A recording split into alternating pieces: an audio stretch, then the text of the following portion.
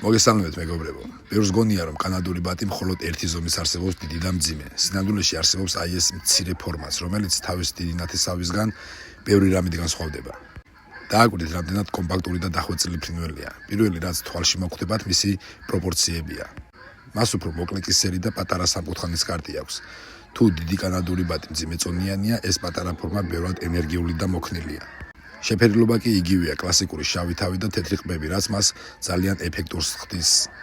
ხასიათით ესენი ნამდვილი მებრძოლები არიან, მიუხედავად იმისა, რომ ზომით იღზე ოდნავ დიდია, თავის ტერიტორიას არავის დაუთმობს.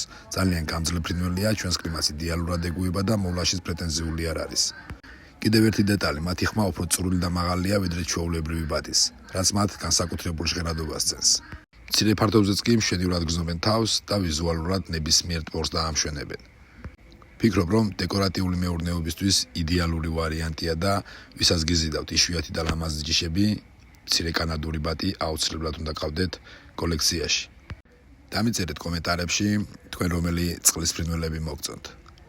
და თუ ვინმე კითხვა გაგიჩნდებათ, მე რომელი ფრინველი მომწონს, ჩემთვის იდეალური ვარიანტი არის გედი და ვიმედოვნებ, რომ წელს აუცილებლად მეყოლება.